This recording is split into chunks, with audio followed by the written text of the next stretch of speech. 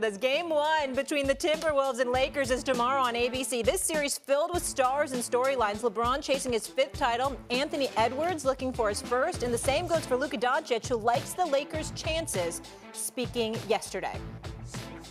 I think we have a great team. We have guys that are willing to go to war. Everybody's staying together. The chemistry is high, so I think we for sure have a chance.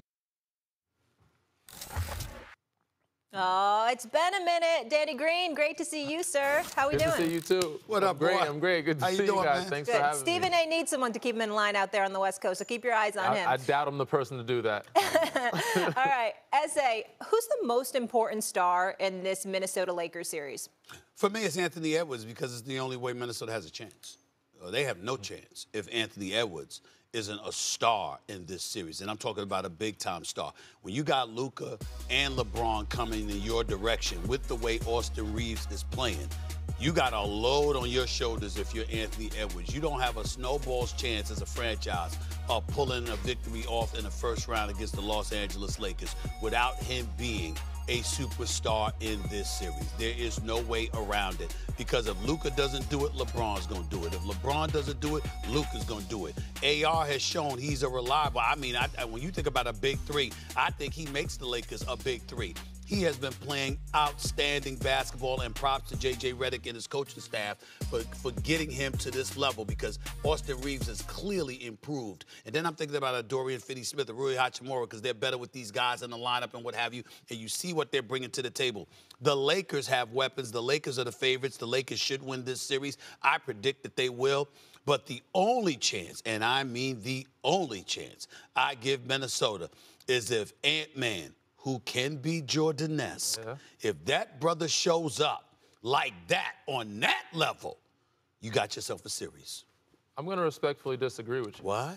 I think there's more pressure on Luka. Because, I mean, they brought him here to win a championship. Also, the fact that in the playoffs, the game slows down. If he's not scoring well, they don't play well. They don't win.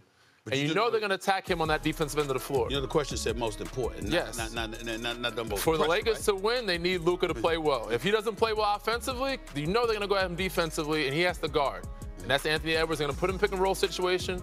So, and there's a lot of pressure for him to get this team to the Western Conference Finals at least.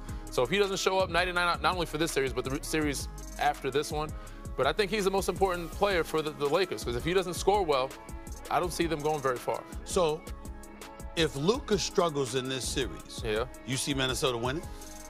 I can see Minnesota winning.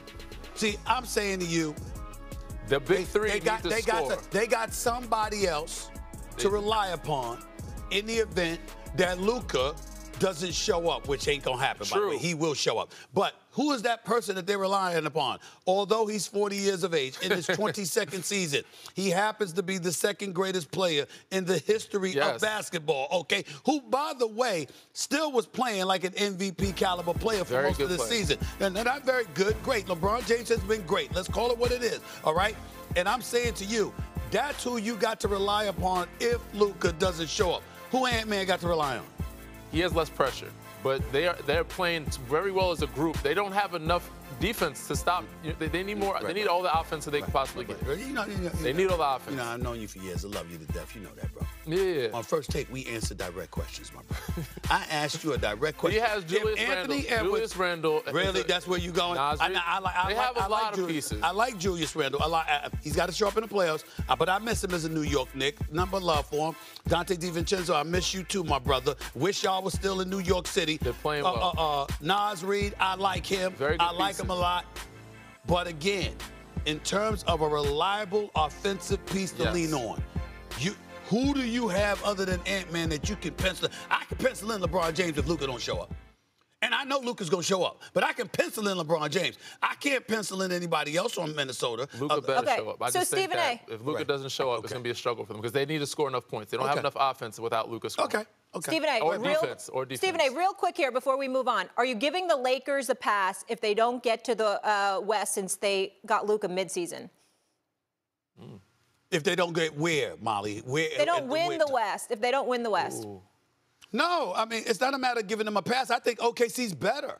So I would, you know, most people would expect OKC to come out of the West, considering the kind of year they had, even though the Lakers have beaten them a couple times. And you look at OKC, these brothers are elite. Some young lions coming in your direction. Was the #1 seed last year, #1 seed this year, elevated their level of defense in terms of picking up Caruso and Hartenstein. I mean, when you got them brothers with Chet Holmgren and you got Shai Gilgeous-Alexander, my MVP, that brother is something to behold. I'm just saying, it's not a negative against the Lakers if they don't come out the West. I think if they lose to anybody else, it would be. But losing to OKC, no. Fair enough. All right, let's keep it pushing, guys. Get to one of the other Western matchups. So we've got the vets versus the young guns when Golden State travels to Houston to take on the Rockets in the first round of the playoffs. This one's on Sunday. We also, gentlemen, have Dre versus Brooks Part 2. Here's Dylan Brooks on the subject of ejections. How many ejections are I'm not going to get ejected. I'll leave that to somebody else.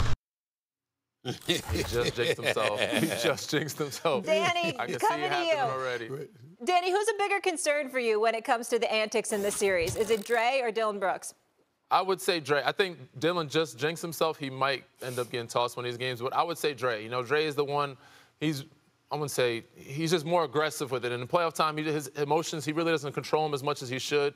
I think he's more the concern because he really dictates a lot of what Golden State does, defensively and offensively. And if he doesn't keep his cool and he gets in the antics and gets it with Dylan Brooks, even if he does get tossed, Houston has enough pieces to win. Without Draymond Green, Golden State is a totally different team. They don't have their identity, and if they lose him, it's a different ball game, and I don't see them winning the series without him. So, Stephen A?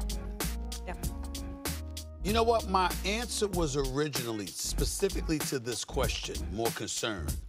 My original answer was going to be Draymond Green. Yeah.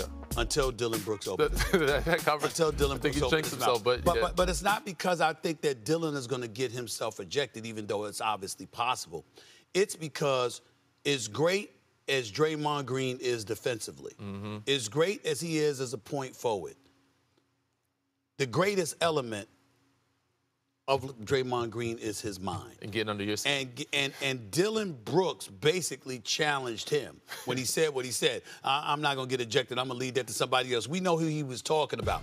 So Draymond Green, he hears that kind of statement, and his mentality in all likelihood is we going to play these mind games. And now it's going to be whether it's you or me, and I'm going to one-up you mentally. That's the kind of guy that Draymond Green is because he's that smart. Yeah. And so I just look at it from that standpoint, and I say the answer to this question would be Brooks as well. I would be more concerned about Brooks rather than Draymond because I think Draymond's going to target him, and Draymond's possibly going to find a way to mess with him and get under his skin more so than he's going to get under Draymond's skin. 100%. I agree. I think it's going to be interesting. It's going to be fun. It's going to be entertaining.